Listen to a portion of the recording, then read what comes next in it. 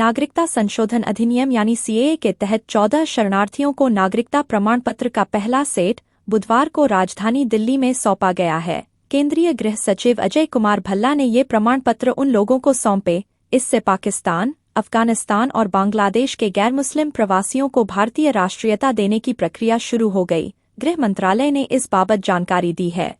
नागरिकता संशोधन कानून इस साल 11 मार्च को देश में लागू हो गया था। नागरिकता संशोधन विधेयक 2019 को संसद द्वारा पारित किया गया था। बाद में इस विधेयक को राष्ट्रपति का अनुमोदन मिल गया था। सीएए के जरिए पाकिस्तान, बांग्लादेश और अफगानिस्तान से आए हिंदू, सिख, जैन, बौद्ध, पारसी और ईसाई समुदायों से संबंधित अल्पसंख्यकों को भारतीय नागरिकता लेने में आसानी होगी। सीएए को बांग्लादेश, पाकिस्तान और अफगानिस्तान के गैर मुस्लिम प्रवासियों को भारतीय राष्ट्रीयता प्रदान करने के लिए दिसंबर 2019 में अधिनियमित किया गया था, जो 31 दिसंबर 2014 को या उससे पहले भारत आए थे। नागरिकता अधिनियम में देशीयकरण द्वारा नागरिकता का प्रावधान किया गया है। आवेदक को पिछले 12 महीनों के दौरान और पिछले 14 वर्षों में से आखिरी साल 11 महीने भारत में रहना चाहिए। कानून में 6 धर्मों हिंदू, सिख, जैन, बौद्ध, पारसी और ईसाई और 3 देशों अफगानिस्तान, बांग्लादेश और पाकिस्तान से संबंधित व्यक्तियों के लिए 11 वर्ष की जगह 6 वर्ष तक का समय है।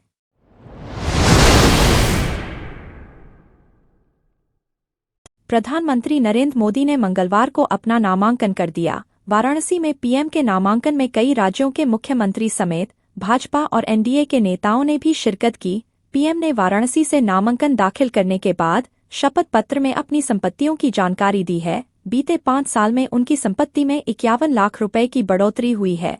हलफनामे के अनुसार प्रधानमंत्री के नाम कोई जमीन, घर, कार और अन्य वाहन नहीं है। प्रधानमंत्री नरेंद्र मोदी ने अपने चुनावी हलफनामे में बताया है कि उनके पास सोने की 4 अंगूठियां हैं। इनका कुल वजन 45 ग्राम है, जिनका कुल बाजार मूल्य 2,67,760 रुपये बताया गया है। 2019 और 2014 के चुनावी हलफनामे में भी प्रधानमंत्री ने अपने पास 4 अंगूठियां होने का जिक्र किया है। 2019 में इसकी कीमत 1,13,800 रुपये थी, वहीं 2014 में 1,35,000 रुपये थी। 2012 के गुजरात विधानसभा चुनाव के दौरान भी प्रधानमंत्री ने इन अंगूठियों को जिक्र किया था। तब इनकी कुल कीमत 1,23,777 रुपये बताई गई थी। शपथ पत्र में प्रधानमंत्री नरेंद्र मोदी ने बताया है कि इस समय उनके पास महज 52,920 रुपये नकद हैं। प्रधानमंत्री मोदी के बैंक खातों और एफडी के रूप में 2.86 करोड़ रुपए जमा हैं। इसके अलावा प्रधानमंत्री के निवेश के रूप में नेशनल सेविंग सर्टिफिकेट्स में 9.12 लाख रुपए जमा हैं।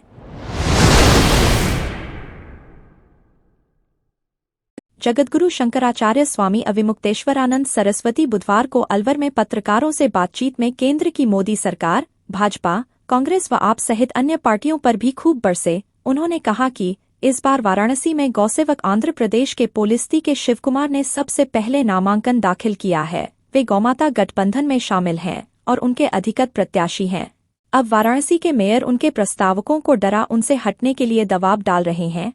भाजपा का प्रयास है कि प्रस्तावकों को हटाकर गौसेवक शिवकुमार का नामांकन खारिज कराने का है। उन्होंने कहा कि गौमाता की रक्षा के लिए उनकी ओर से देश में कई जगह प्रत्याशी खड़े किए गए हैं।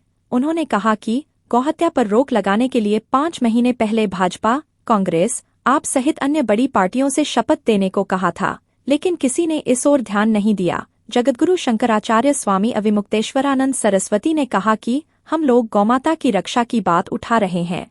यह प्रयास कोई लोकसभा चुनाव के लिए नहीं है, बल्कि हर रोज कोई न कोई चुनाव होते हैं। इस कारण हम देश में 35 करोड़ मतदाताओं को गौमाता की रक्षा के लिए संकल्पित कर रहे हैं। सर्वोच्च अदालत ने उत्तराखंड सरकार को बुधवार को फटकार लगाई है। अदालत ने कहा कि जंगल की आग को काबू में करने का राज्य का दृष्टिकोण चिंताजनक है। न्यायमूर्ति बीआर गवई की अध्यक्षता वाली पीठ ने उत्तराखंड के मुख्य सचिव को 17 मई को व्यक्तिगत रूप से उपस्थित होने के लिए कहा है। पीठ में न्यायमूर्ति एसवीएन भट्टी और न्यायमूर्ति संदीप मेहता भी शामिल हैं। पीठ ने सुनवाई के दौरान कहा कि कई योजनाएं तैयार की जाती हैं, लेकिन कदम कोई भी नहीं उठाए जा रहे हैं। साथ ही शीर्ष अदालत ने वन विभाग में भारी रिक्तियों के मुद्दे को भी उठाया और कहा कि पदों को भरने पर भी ध्यान देने की आवश्यकता है। पिथौरागढ़ वन प्रभाग में पिथौरागढ़, गंगोलीहाट, बेड़ीनाग, डीडीहाट, अस्कोट, धारचूला, मुनस्यारी रेंज हैं। इसमें डीडी हाट रेंज आग की दृष्टि से सबसे अधिक संवेदनशील है। चंपावत वन प्रभाग के अंतर्गत जिले के पाटी ब्लॉक में इस बार आग की घटनाएं अधिक हुई हैं। इस प्रभाग में भिंगराड़ा चीर बाहुल्य क्षेत्र होने के कारण अधिक संवेदनशील बना हुआ है। अल्मोड़ा में जागेश्वर, सोमेश्वर, रानीखेत, मोहान, अल्मोड़ा, द्वाराहाट रेंज सबसे अधिक संवेदनशील है। हाल ही में पिथौरागढ़ नगर से सटे टकाड़ी के जंगल में भीषण आग धधकी।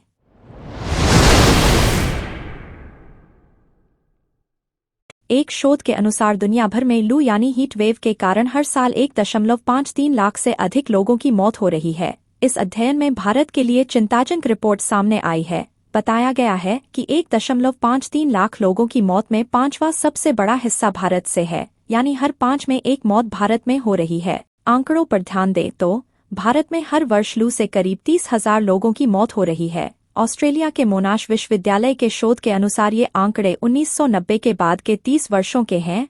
शोध में बताया गया है कि हर वर्ष होने वाली 1.53 लाख मौतों में से 14% लोगों की मौत चीन में होती है, जबकि रूस में 8% लोगों की मौत होती है। रिसर्च में चीन और रूस को भारत के बाद रखा गया है। हर वर्ष गर्मी के मौसम में 1.53 लाख लोगों की मौत होती है। इनमें से 50% लोगों की मौत एशिया, जबकि 30% लोगों की मौत यूरोप महाद्वीप में होती है। इसके अलावा सबसे बड़ी अनुमानित मृत्यु दर शुष्क जलवायु और निम्न मध्यम आय वाले क्षेत्रों में देखी गई है। ऑस्ट्रेलिया के मोनाश विश्वविद्यालय के शोध को PLOS मेडिसिन पत्रिका में प्रकाशित किया गया है।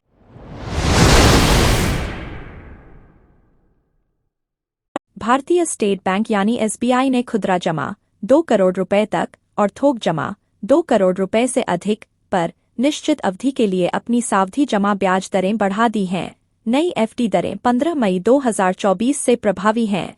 SBI ने अपनी वेबसाइट पर बताया गया है। बैंक ने 46 दिनों से 179 दिनों के बीच परिपक्व होने वाली जमा राशि पर अपनी सावधि जमा ब्याज दरों में 75 आधार अंकों BPS की बढ़ोतरी की है, जो 4.75% से 5.50% तक है। वरिष्ठ नागरिकों के लिए बैंक ने समान अवधि के लिए ब्याज दर 5.25% से बढ़ आकर 6% कर दी है। SBI ने आम नागरिकों के लिए 180 दिनों से 210 दिनों के जमा पर ब्याज दर 25 BPS बढ़ाकर 5.75% से 6% कर दी है।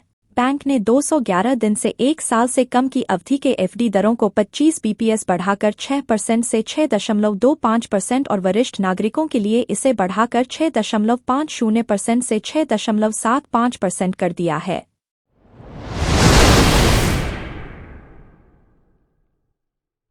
उत्तर प्रदेश के जिला बरेली की तहसील नवाबगंज में दिन मंगलवार को विकास क्षेत्र नवाबगंज जनपद के कुछ प्राथमिक विद्यालय सैमपुर में राष्ट्रीय आय एवं योग्यता आधारित छात्रवृत्ति परीक्षा में सफल हुई छात्राओं अनामिका, साक्षी राजपूत, शीतल शर्मा, पूजा देवी के सम्मान में एक कार्यक्रम विद्यालय में आयोजित किया। कार्यक्रम के मुख्य अतिथि खंड शिक्षा अधिकारी महोदय नवाबगंज श्री सतीश कुमार वर्मा ने कहा कि अकेले शिक्षक होते हुए भी 4 छात्राओं ने इस कठिन परीक्षा में सफलता प्राप्त की।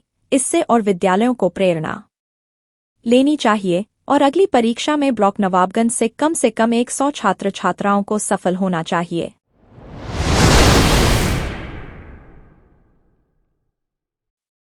अयोध्या। समाजवादी पार्टी के राष्ट्रीय अध्यक्ष अखिलेश यादव ने बुधवार को यहां केंद्र की मोदी सरकार पर बड़ा हमला बोला है। उन्होंने कहा, सावधान हो जाइए, इस बार यह सरकार आ गई तो न देश बचेगा न ही संविधान। उन्होंने कहा कि महंगाई से लेकर रोजगार और किसानों के मुद्दे पर सरकार ने केवल धोखा दिया है। उन्होंने कहा कि PDF गठबंधन की सरकार बनी तो किसानों का कर्जा ही नहीं, युवाओं को रोजगार और महिलाओं को हर साल 1 लाख रुपए मिलेंगे। मवई चौराहे पर एक बाग में गठबंधन प्रत्याशी अवधेश प्रसाद के समर्थन में आयोजित जनसभा में अखिलेश यादव ने जनता से सवाल जवाब भी खूब किए।